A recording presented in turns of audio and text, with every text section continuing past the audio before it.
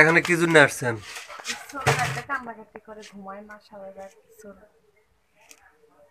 হুজুরের কাছে কি জন্য আসছেন?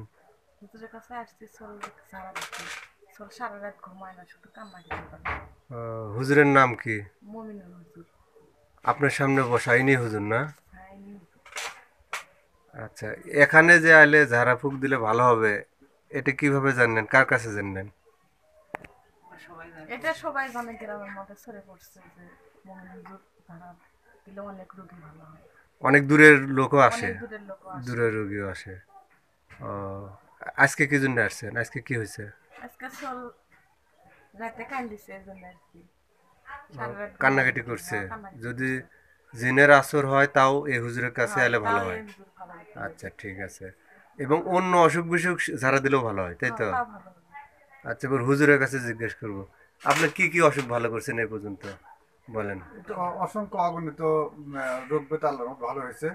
আজ থেকে প্রায় 35-40 বছর আগে থেকে ঝাড়ফুঁক আমি করি। তো এই ঝাড়ফুঁকের কোনো নির্দিষ্ট ইয়ে নাই, দেখা যাচ্ছে এটা প্রায় কাজ মানুষের শুধু ওসিলা, আল্লাহ পাকই সমস্ত কিছু ভালো করে রোগ বেদ, কিন্তু নাম হয় মানুষের। আসলে আমাদের বান্দার হাত নাই, কিন্তু বান্দা একটা ওসিলা। এরকম বেশ কিছু রোগী ভালো হয়েছে জটিল জটিল, তার মধ্যে দু একটা রোগের নাম সবগুলো বলা সম্ভব না, অনেক সময় লাগবে। তো আমি দুইটা রোগীর নাম বলি। একটা বোবা ভালো হয়েছে, দীপ্তি নামে একটা মেয়ে, গোদাখালী গ্রাম, এই যমুনা নদীর কাছে বাড়ি, আমাদের গ্রামে সারিয়াকান্দি আছে, থানা, সারেকান্দি থানা, বগুড়া ডিস্ট্রিক্ট। বগুড়া ডিস্ট্রিক্ট। এই মেয়েটা বিবাহ দেওয়ার পর থেকেই বোবা হয়ে গেছিল, জিনের আসর ছিল। দীর্ঘ 1 বছর পর কথা বলতে পারেনি। বহুত এমবিবিএস ডাক্তার এবং কবিরাজ ফকির তাদের দ্বারা চিকিৎসা করেও ব্যর্থ হয়েছে। ব্যর্থ হওয়ার পরে কবিরাজরা ডিক্লার দিচ্ছে যে এই রোগী আর ভালো হবে না। তার স্বামীকে বলছে, যদি তুমি এই মেয়েকে নিয়ে ঘর সংসার করো, এভাবে তোমার ঘর সংসার করতে হবে। আর যদি এভাবে ঘর সংসার না করতে চাও, তাহলে তোমার নতুন আর একটা বিয়ে করতে হবে।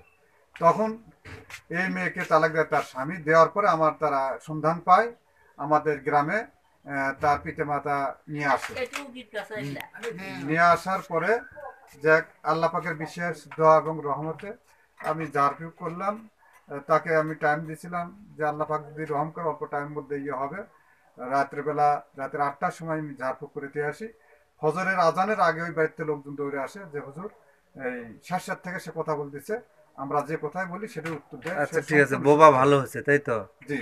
আর একটা এর রোগী ছিল, আগে বলে যে ইয়া ভালো করছেন আপনি, আর একটা রোগী ছিল। এই যে কার মেয়ে জানি বাড়ি থেকে চলে গেছিল, তারপরে বলে বলে দিছিলেন 2 দিন না 3 দিনের মধ্যে চলে আসবে, আচ্ছা, সেটা আসছিল বলে। হ্যাঁ এটা বলতেছি। সেটা এখানে আমাদের অত্র গ্রামেরই ভুলু পুলিশ নামে তার মেয়ে, জান্নাতি নাম। এই মেয়েটাও হারায় গেছিল, দীর্ঘ 1 বছর সন্ধান পেয়েছিল না। সন্ধান না পাওয়ার কারণে এক কবিরাজকে তারা টাকা দিছিল। এই কবিরাজকে তারা গরু দিছিল 37,000 টাকা দেয় এই গোলাবেরিয়া দিকে।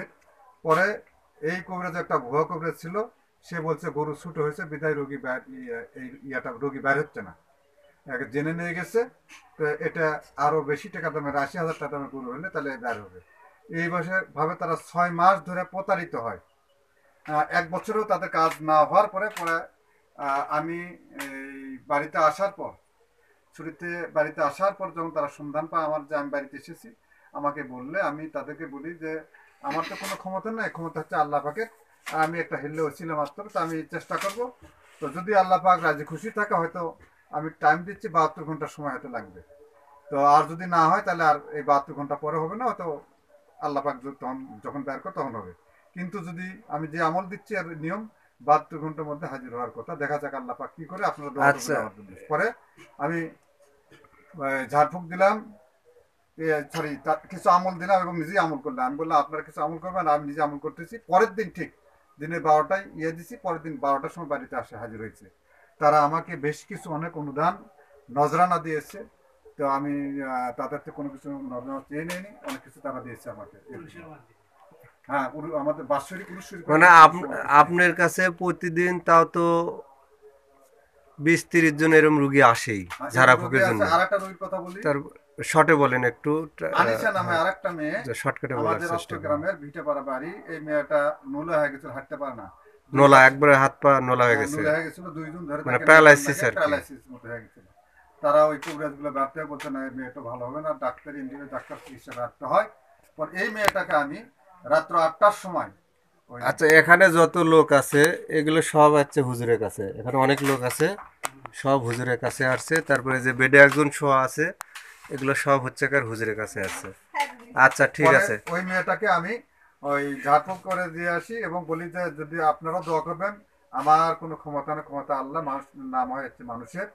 তো ওই মেয়েটাকে আমি ঠিক একই কাজে ঝাড়ফুঁক দিলে ঠিক ওই শেষ সাথে ফজরের আচ্ছা, আগে এটাও তো ও ভালো সুস্থ হয়েছে, হয়ে যায়। হ্যাঁ, ভালো হয়েছে। আচ্ছা, এরম ওটা এরম আপনি 4 ঘন্টার মধ্যে সুস্থ হয়ে গেছে ওটা আমার। এরম আপনি অনেক অনেক রুগী ভালো করছেন, এগুলো বলতে গেলে সারা তো শেষ হবে না, ওটা রুগীর বলতে অভাব গেলে নেই। সারাতে আচ্ছা ঠিক শেষ হবে না। আছে।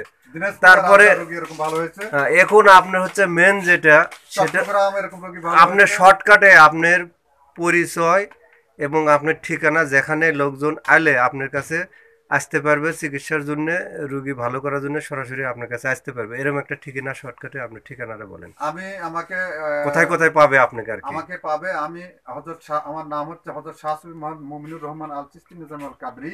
আমার পীর সাহেব। ঠিকানা যাকে অনেকেই বলে যে মুমিন পীর সাহেব, অনেকে বলে মুমিন হুজুর। তা আমার ঠিকানা বগুড়া শহরে ফুলতলা এলাকায় বাজার সংলগ্ন আমার বাসা আছে।